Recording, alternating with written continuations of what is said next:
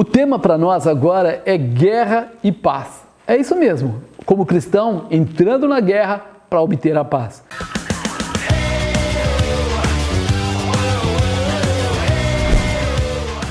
Não existe outra maneira. Nós sabemos que temos essa convicção e que isso nos fortalece. Paulo dizia isso, declarava através dos seus ensinamentos, inclusive no livro de Efésios. Quando você entra lá no livro de Efésios e vai no capítulo 6, você encontra ele falando sobre toda a armadura de Deus. Ele usava esse termo porque, belicamente falando, ou seja, para um guerreiro, precisava ter toda uma armadura, todo um preparo, todo um estabelecimento. E isso fazia deles, de cada um deles, um guerreiro forte. Espiritualmente, a armadura também nos dá essa condição. Era um equipamento completo, de infantaria, de quem ia à frente. Era pesado? Realmente. Dava trabalho carregá-lo, ou seja, conformá-lo no seu corpo? Realmente. Não era todos que tinham? Também. Muitos daqueles soldados, quando começavam, porque não é como hoje, que a armadura, ou seja, a farda, é entregue pelo governo. Naquela época, não. Cada um comprava sua indumentária, cada um comprava seu escudo, cada um comprava sua espada, cada um comprava seu capacete. Ou seja, você encontrava soldados que não tinham todo o seu equipamento. Às vezes começavam apenas com uma espada. E aí eles começavam, e à medida que eles iam batalhando, que iam lutando, eles tinham a parte do despojo que cabia àqueles que lutavam, e com isso ele ia se moldando, se montando, se estabelecendo. Porém, é óbvio que um soldado incompleto acaba sendo abatido pelo inimigo com maior facilidade. Um soldado que não tem couraça, que não tem o cinto, que não tem o escudo, que não tem talvez um calçado adequado, um capacete, com certeza ele pode ser atingido muito mais rápido. Por isso, Paulo dava a conotação completa, os fundamentos completos. Ele fala assim em Efésios 6:10: No demais, irmãos meus, fortalecei-vos no Senhor e na força do seu poder. Revesti-vos de toda a armadura de Deus, para que possais estar firmes contra as astutas ciladas do diabo, porque não temos que lutar contra a carne e o sangue, mas sim contra os principados, contra as potestades, contra os príncipes das trevas desse século, contra as hostes espirituais da maldade nos lugares celestiais. Portanto, tomai toda a armadura de Deus, para que possais resistir no dia mau, e havendo feito tudo, ficar firmes. Estais, pois, firmes, tendo cingido os vossos lombos com a verdade, e vestida a couraça da justiça, calçados os pés na preparação do evangelho da paz, tomando sobretudo o escudo da fé, com o qual podereis apagar todos os dardos inflamados do maligno. Tomai também o capacete da salvação e a espada do Espírito, que é a palavra de Deus, orando em todo o tempo, com toda oração e súplica no Espírito, e vigiando nisto, com toda perseverança e súplica por todos os santos. Ele faz uma declaração aqui de cada parte da armadura e da sua importância. Você vê que ele vem desvendando. Primeiro, revesti-vos de toda a armadura, ou seja, não é parte da armadura. Não existe como você estar protegido do inimigo se você só tem uma parte, você está fragilizado. E fragilizado é alguém que vai ser abatido mais rápido, mais cedo ou mais tarde. Por isso a importância de cada uma dessas partes, E ele tem a colocação: olha, fortalecei-vos no Senhor e na força do seu poder. Nós aqui não estamos falando de uma guerra física, apenas comparando com uma guerra física. Por isso a nossa dependência de Deus é profunda, é determinante para uma grande vitória. Nós não temos que lutar contra a carne e contra o sangue, mas contra os principados, contra as potestades, contra os príncipes das trevas desse século, contra as hostes espirituais da maldade nos lugares celestiais. Nossa guerra não é física. Se nós entendermos isso, nós vamos perceber quantas pessoas estão se perdendo, quantas pessoas não estão alcançando os objetivos, chegando aonde devem chegar, porque eles estão levando essa guerra para o físico, estão tratando ela na alma. E nós não podemos tratar essa guerra na alma, essa guerra é espiritual. Se nós quisermos lutar fisicamente contra um demônio, contra um principado, contra uma potestade, certamente nós não alcançaremos o objetivo, porque não teremos como derrubá-lo ou derrotá-lo fisicamente. Nossa guerra, ela é espiritual, não é contra a carne, não é contra o sangue, e mesmo quando nós atuamos contra uma pessoa, ou seja, alguém que está sendo usado pelo mal, nós sabemos que se porventura, usando aí um termo, matássemos aquela pessoa, o demônio sairia daquela pessoa, o espírito sairia daquela pessoa e poderia atuar em qualquer outra pessoa que desse espaço. Ou seja, essa guerra não é vencida desta maneira. Essa guerra é vencida quando nós tratamos, amarramos e imobilizamos através do espiritual esse demônio. Tem algo muito mais profundo nessa situação. E ele fala mais: tomai toda a armadura de Deus para que possais resistir no dia mau e havendo feito tudo, ficar firmes.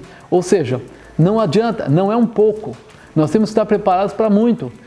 Ficar firme quer dizer assim, no meio de toda a tentativa do mal, todos os dias, todos os meses, ou a vida toda, se for o caso, que ele possa tentar, mas que ele nunca possa encontrar uma brecha em nós para poder entrar. Todos os ataques dele poderão vir, é verdade. No mundo tereis aflição, mas tem de bom ânimo, porque eu venci o mundo. Jesus disse isso. Então nós sabemos que os ataques acontecerão, mas a nossa convicção é que nós estaremos bem guardados, bem protegidos, para que o inimigo não ache espaço em nós, nenhuma fragilidade, para que a gente possa ser abatido, atingido, derrotado. Ele fala mais: estai, pois, firmes, cingidos os vossos lombos com a verdade, vestida a couraça da justiça. Ou seja, quando ele fala do cinto da verdade, ele diz assim: não há espaço para engano, não há espaço para faz de conta, não há espaço para mentira, há espaço para a realidade, para a verdade. A própria Bíblia diz isso: conhecereis a verdade e a verdade vos libertará. Está dizendo o quê? Nós não andamos de qualquer maneira, nós andamos realmente guardados pelo poder de Deus e debaixo da verdade do Senhor, quer dizer, não há espaço para quem diz que é crente, há espaço para quem é crente. Não há espaço para quem às vezes mente, às vezes não mente. Há espaço para quem se mantém diante de Deus, sob toda a sua orientação, para ser fortalecido de uma forma especial. E mais, ele fala a couraça da justiça, ou seja, quem te justifica? Essa couraça, ela tem, vamos dizer, o poder, a preparação de Deus. É Ele, Jesus, que foi para a cruz e trouxe a justificação. Filhinhos, não pecais, mas se pecares, tendes um advogado, Jesus Cristo justo. Nós temos aí a justificação que veio pelo sangue. Ele morreu para que você não tivesse que morrer e mesmo quando você erra, Ele tem a mão dele posta sobre você para te levantar. Caída do homem, levantar é de Deus. Grava isso. Calçar os pés na preparação do Evangelho da paz. Muita gente não entende o que o Evangelho é e o que o Evangelho não é. O Evangelho não é uma arma para você atacar pessoas. Não, foi falado, nossa guerra não é contra a carne, não é contra o sangue, mas é contra principados e potestades, e nós precisamos ter isso no coração.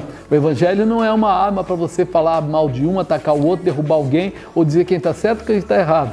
Ele tem aqui a sua definição como Evangelho da paz. Ele traz o quê? Transformação, conversão, libertação. Ele prepara pessoas para conhecerem a Jesus Cristo e amarem Jesus Cristo de todo o seu coração. Porque quando nós entramos nessa dimensão, nós acabamos recebendo mais do que um momento de salvação. Nós temos sim a força da salvação embutida em nós mesmos, preparando-nos para coisas muito maiores. Grava isso no seu coração também. Tomando sobretudo o escudo da fé, com o qual podereis apagar todos os dardos inflamados do maligno. Quando ele fala escudo da fé, ele está falando sobre fé. Fé é o firme fundamento das coisas que eu não vejo, mas eu espero. Ou seja, nos maiores ataques, nos dias difíceis, nos maus momentos, o que aparenta é que nós estamos sozinhos. Tem gente que vai dizer assim: onde está o seu Deus? Como é que pode você estar com essa dificuldade? De que maneira? É aí que entra o escudo da fé.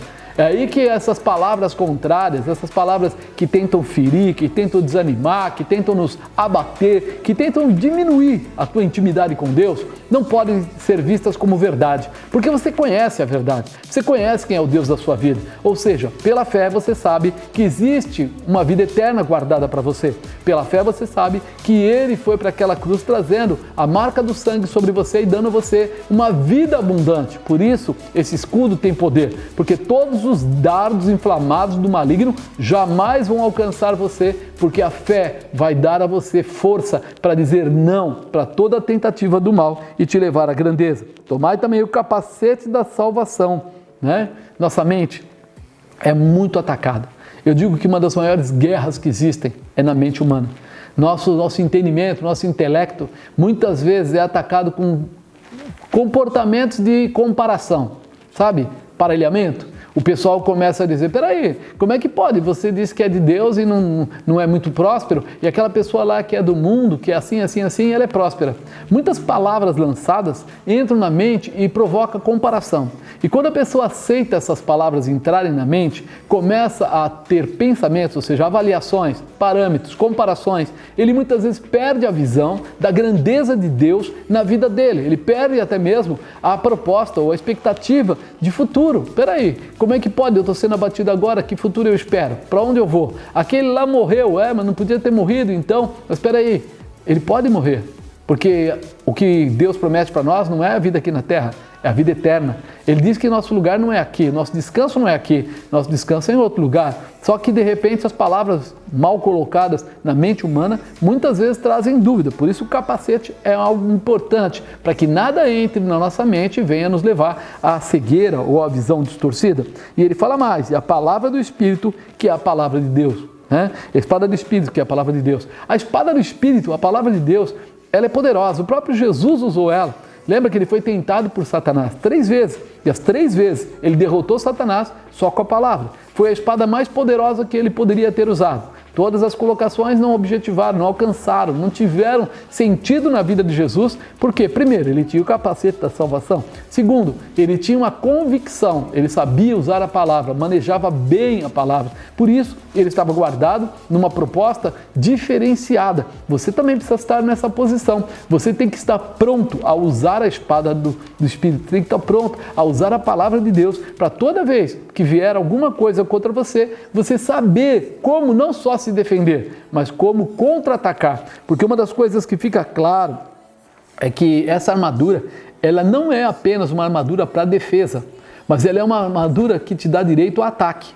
Ela dá direito ao ataque como? Através dessa espada, através desse posicionamento, através dessa certeza. Olha o que ele fala, orando em todo o tempo, com toda oração e súplica no Espírito e vigiando nisto, com toda perseverança e súplica por todos os santos. Ou seja, não só por você, você vai orar também pelos terceiros. Você vai orar pelo amigo, pelo colega, pela pessoa que está debaixo de você na sua liderança. Você vai ter uma oração poderosa, você vai ter uma intimidade poderosa, você vai ter o uso dessa espada, o manejo dessa espada, a ponto de levar a derrota a qualquer que se levante contra. Você está sendo chamado para coisas maiores e é isso que essa armadura traz, é esta a verdade. Aqui em Tiago 4:7 fala algo especial também nessa parte de resistência, de conseguir dominar o inimigo e vencê-lo. Não é pela carne, já falamos, mas olha o que ele diz, Tiago 4:7. Sujeitai-vos, pois, a Deus, resisti ao diabo e ele fugirá de vós. Quando ele fala aqui, sujeitai-vos, pois, a Deus, ele está te dando o caminho exato de uma grande realização. Seja ensinado, orientado, seja fortalecido, seja treinado por Deus. Fique debaixo da proposta de Deus. E aí sim você vai resistir ao diabo.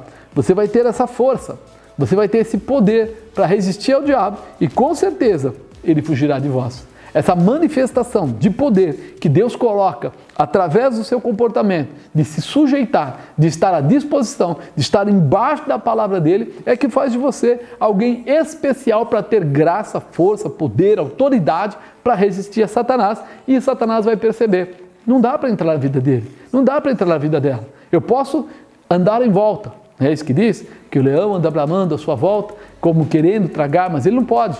Por quê? Porque ele não tem essa condição quando você está ligado, quando você está sujeito a Deus. Então acredite nisso, nós entramos na guerra para viver a paz, para andar em paz, para ter a manifestação de Deus. E essa armadura é uma ferramenta poderosa que Paulo mostra, que Paulo apresenta, para que cada um de nós, cada um dos cristãos, possa vencer qualquer situação.